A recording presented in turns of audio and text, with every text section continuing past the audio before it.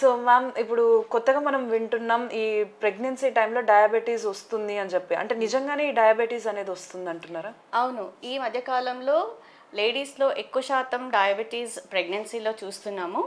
There are many reasons ఎందుకు ఉండొచ్చు అంటే జెనెటిక్ టెండెన్సీ ఉంది. ఇప్పుడు సామాన్యంగా మనం ఒక 40 years 50 years ఆర్ ఒక 30 years బ్యాక్ వెళ్ళినా మనకి ఈ ఇన్సిడెన్స్ ఆఫ్ డయాబెటీస్ చాలా తక్కువ ఉండేది.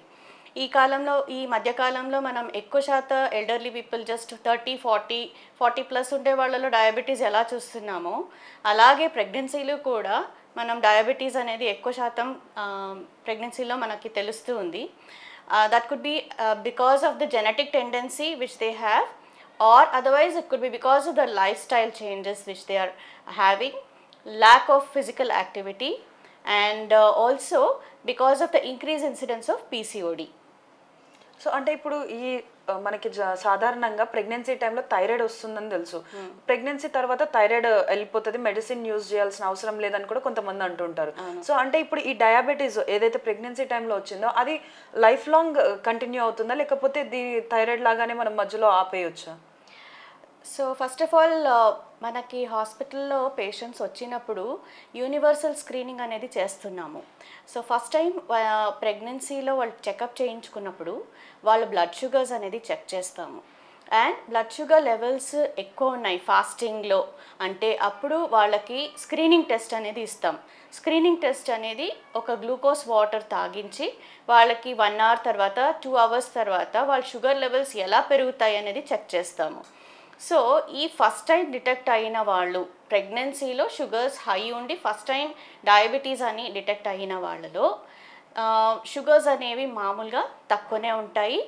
And they can be well managed with diet and little bit of medicine support. And usually these patients after delivery normal అవుతారు. సో ఇలాంటి వాళ్ళని జెస్టేషనల్ డయాబెటీస్ అంటాం. సో ఫస్ట్ టైం ప్రెగ్నెన్సీలో డయాబెటీస్ డిటెక్ట్ అయ్యి that is after 20 weeks of pregnancy. And they will be usually manage with a good diet, physical activity are little help with medicines. ఈ outcome అనేది చాలా బాగుంటుంది because they do not require any medications after delivery. So అది delivery తర్వాత వాళ్ళ sugar levels normal అవుతుంది. But ఇది కాకుండా ఒక్కొక్కసారి ఎర్లీ ప్రెగ్నెన్సీలో వాళ్ళకి తెలియకుండా ఉంటుంది డయాబెటీస్ ఉంది అని.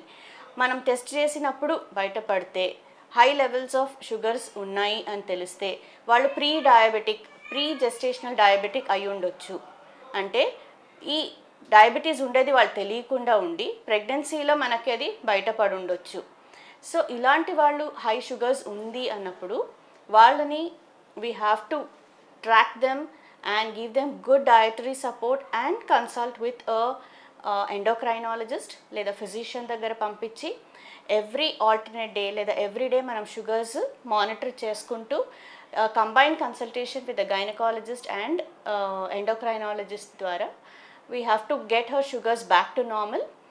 And they may require sometimes insulin in pregnancy also. And after delivery వాళ్ళని అట్లనే వదలకుండా ఫాలోఅప్ కూడా చేస్తాము. ఫాలోఅప్ టైంలో షుగర్స్ నార్మల్కి రాలేదు అన్నప్పుడు they will require some amount of medications. Insulin కాకపోయినా టాబ్లెట్స్ అయితే అవసరం పడతాయి. సో వీళ్ళని pre gestational diabetes or type 2 diabetes which are detected first time in pregnancy అని పిలుస్తాం. For more videos like this, subscribe Big TV channel.